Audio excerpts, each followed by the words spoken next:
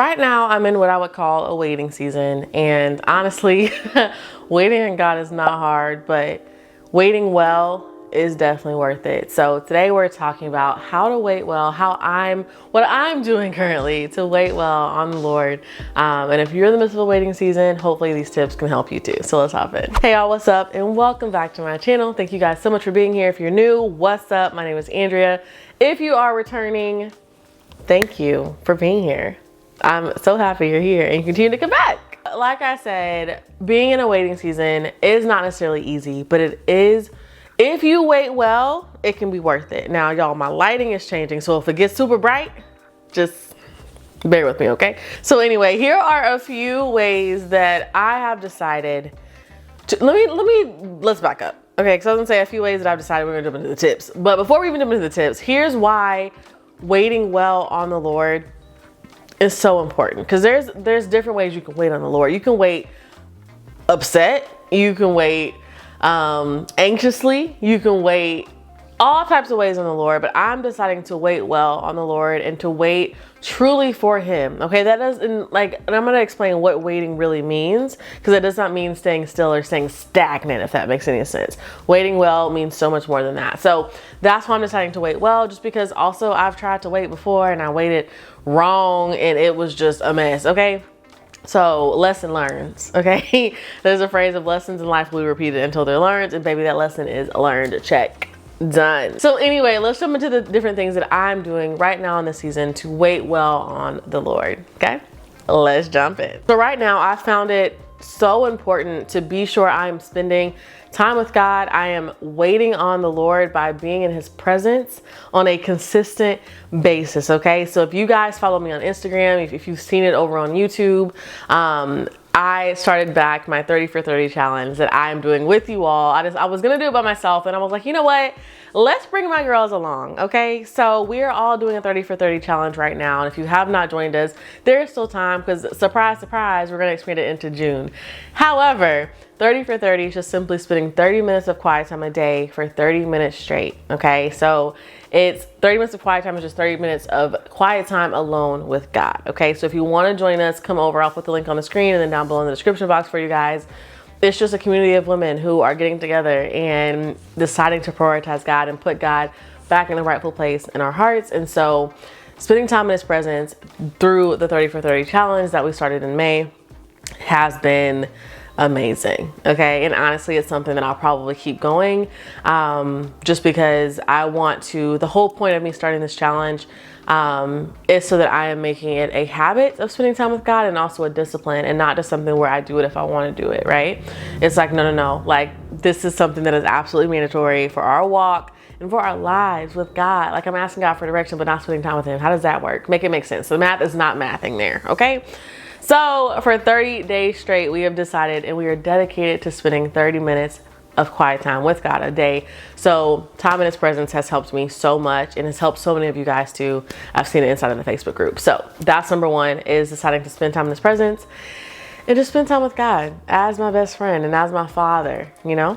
So yeah, number two. Number two is doing things in the now that He has already asked me to do. And so my counselor, I remember, y'all know I've been going to counseling. It's been transformational. I actually need to go back to counseling because I had a little pause, but I need to go back. Anyway, one thing that she said to me while I was in a season of waiting before is, and this was like a whole different thing, but anyway, while I was in a season of waiting before, it was waiting for the Lord does not mean just sitting on the couch twiddling your thumbs, literally like waiting for somebody to walk in the door. Waiting for the Lord means doing everything you can with everything that He's giving you in that time period. What has He given you that is already in alignment with what He's already instructed you to do? How can you give everything that you've got with everything that you have while you wait on the Lord? And so it's doing everything that you possibly can with what you have. Okay, that doesn't mean striving or overdoing it or anything like that, but in the direction that you are waiting on God for, what can you be doing in the now? And that's something that when she told me that, I was like, oh, because we sing that song, you know, Wait on the Lord by Mav City.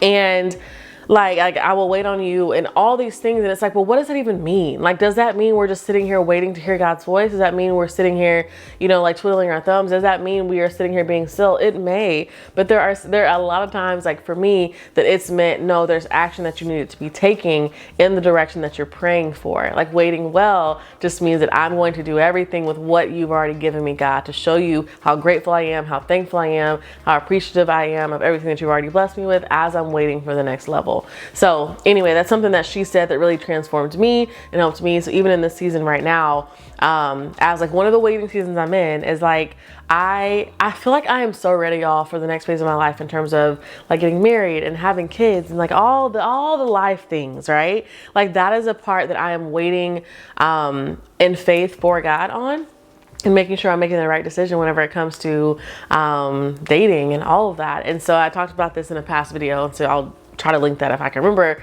But that's something that I'm waiting on the Lord for. And in the process of that, it's like, as I wait, how can I, with what I'm looking for, what I want in a guy, how can I become those things? How do I wait well? By doing what I can with what I have right now. So while I'm waiting for God to like do his thing in that department, how can I be sure that I am making myself, presentable in the way of being someone that this guy would be interested in pursuing? Do you see what I'm saying? So how can I work on myself while God is working on him and bringing us together? You see what I'm saying? So anyway, that is an example of all of that. Very vulnerable example, very real life example, but there you go. Number 3 is placing my faith in him and not placing my faith and my hope and my desires in the actual thing. Is like actually seeking after God, seeking after his will, seeking after what he wants me to be doing, and placing my faith in him, not my faith in the actual thing. Okay, that's one thing that I've realized. Even in my past relationship, I had prayed and prayed and prayed for a relationship that looks literally like what I had. And once I got in a relationship, I felt like, when I really look back at it, I kind of like my relationship with God, like, yes, it grew in certain ways, but there's other ways where I wasn't spending as much quality time with him.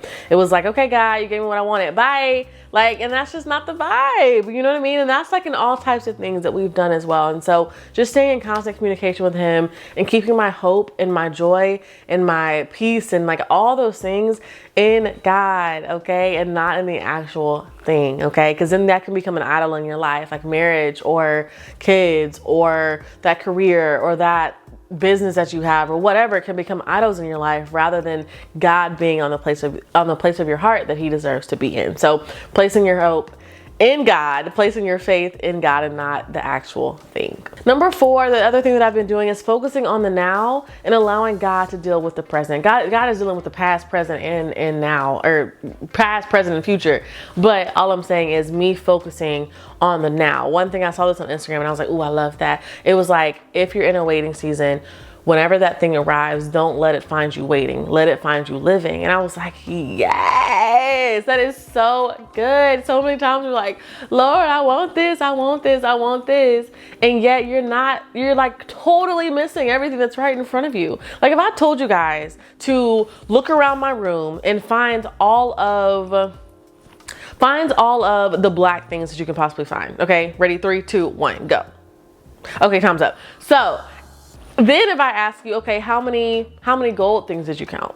You're gonna be like, oh, I didn't.